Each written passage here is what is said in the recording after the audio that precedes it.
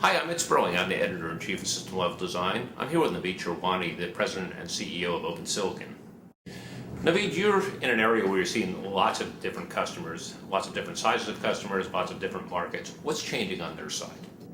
Well, I think in the last 2 or 3 years, I have seen a trend where, especially in the large public companies, either on the fabless chip companies or the system companies, the trend that I see is very simple.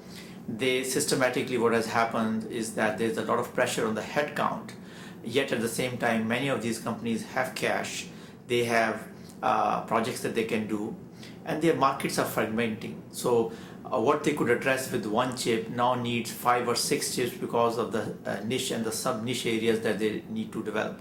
So given this kind of market dynamics, what needs to happen is that these companies should be able to develop one chip and then modify that chip, or what we call derivatives, develop these derivatives to address the sub-segments.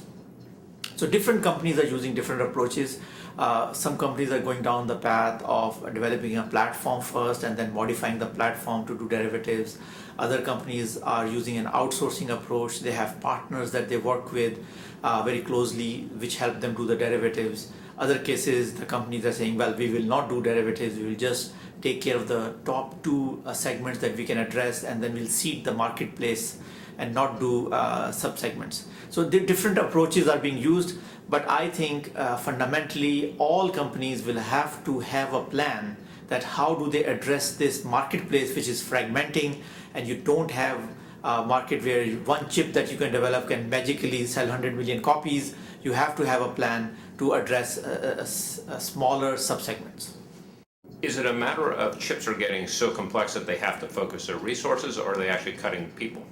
I think at least the chips that we see, which are going into 28 nanometers, are becoming very complex chips.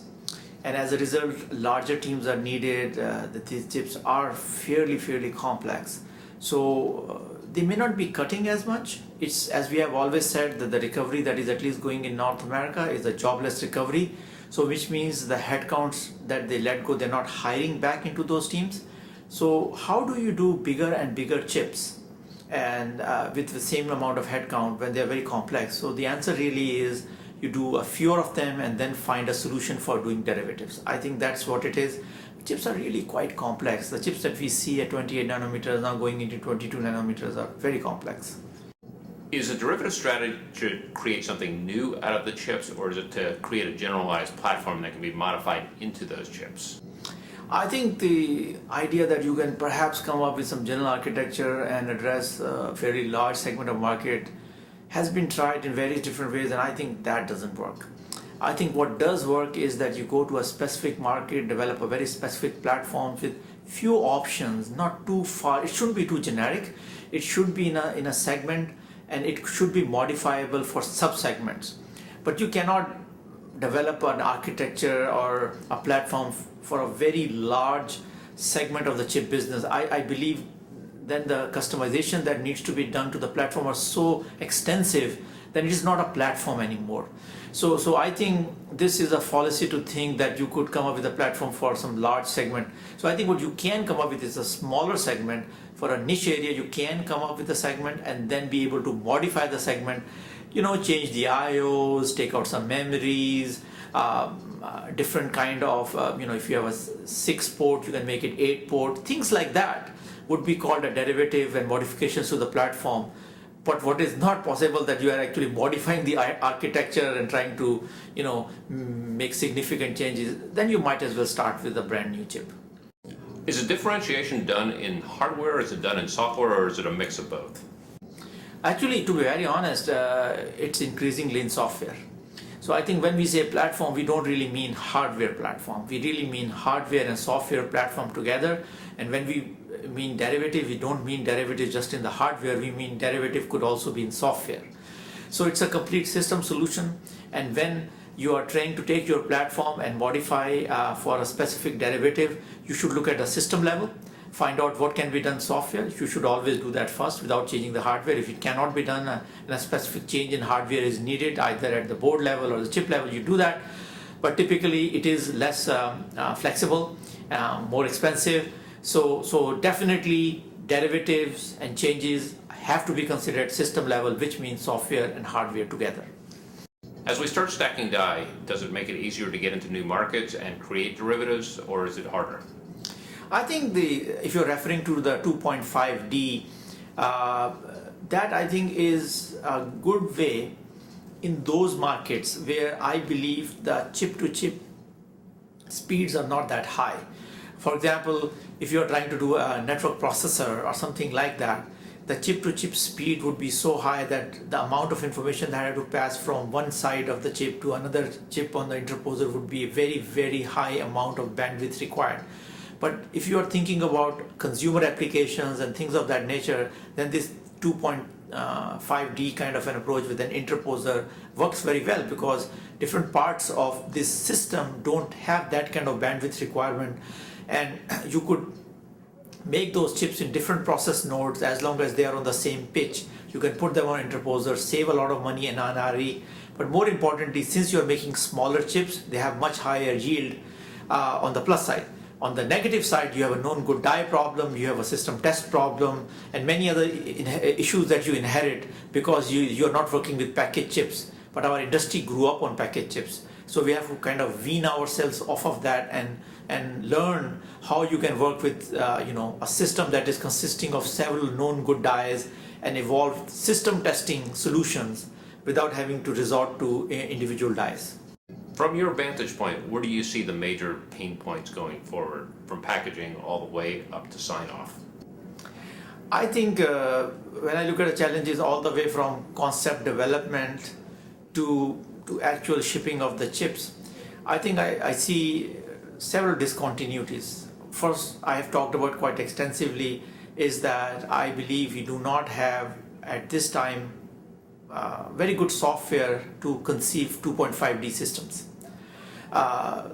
Because people are using flows and scripts and things like that and kludging it together, but if I were to give you a system and ask you partition its software and hardware and then partition the hardware into many separate chips and develop an interposer, put it all together, test it, simulate it, and give me a complete solution, today we do not have a flow that does that completely, right? And I think we may be a few years out before we'll have a flow like that. So that I think is a major impediment to the development of the 2.5D systems. In the normal flow, I believe verification continues to become a bigger and bigger challenge.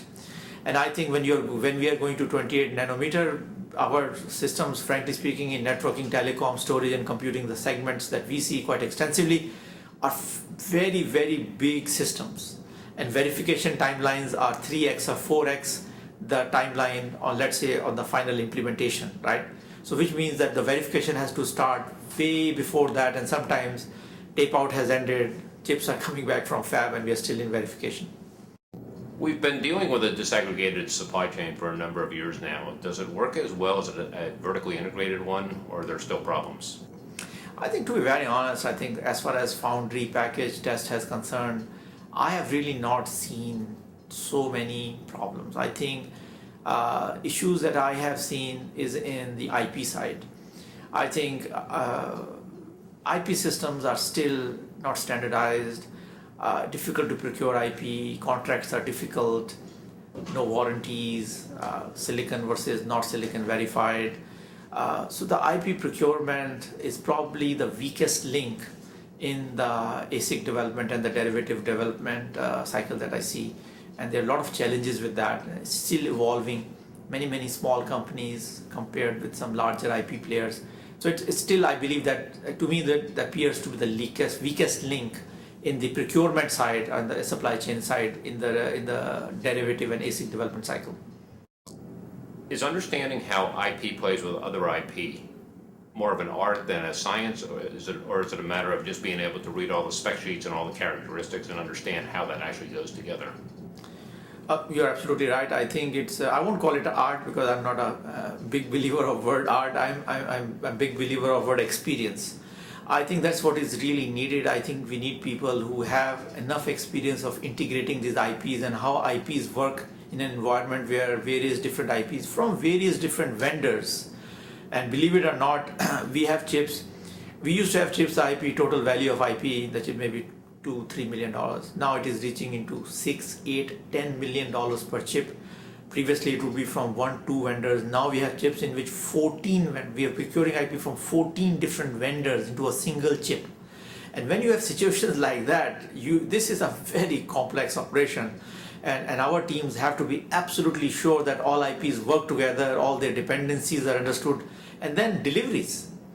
And IPs have to be delivered at the right time into the chip design cycle so that all the different views show up at the right time so that we can integrate them and verify the chip and tape it out. So to us, as I said earlier, IP is the weakest link and very complex link, difficult to integrate together, lot of experience needed, and a very expensive part of the process because experience in North America also means expensive.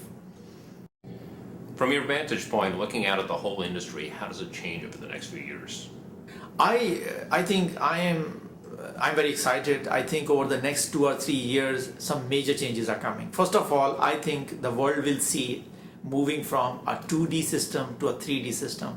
I believe a 3D system, initially it will probably come in the high-end systems, cloud, data centers will go to 3D memory. And once the 3D memory goes in, I think you'll see a shrinking of the data center, power optimization, lot more capabilities because the memory doesn't only become 3D, it also becomes intelligent. So the system architecture will start changing. This whole idea of intelligent microprocessor and dumb memory will evolve to become a decently intelligent microprocessor with a decently intelligent memory, a more balanced system, more bandwidth, less power, smaller systems, more power efficient, as I said earlier. And then what I see is that eventually this 3D memory going into the consumer side in 3 to 4 years, which I think will lead to all kind of capabilities that you have not even thought about today. And I see a time where you could have a device in 2 or 3 years, 4 years in your hand, which is it. You could have a device in your hand that is you would basically you don't need routers in your home, you don't need TV, you don't need any other storage device, you don't need a laptop, you don't need a tablet, you don't need a phone. So I could see a situation where we could put a mobile device in your hand which is capable of eliminating all devices, integrating all your needs, and then you have various different displays either at your work or home or in airplane or a business lounge or wherever you're at, and you can use the various different displays using this device which will solve this problem, and then this device is connected to the cloud. So I mean, I think I see a very exciting time, both on the enterprise side as well as on the consumer side, that we are in for a lot of excitement. Naveed Sherwani, thank you very much for your time. Thank you very much.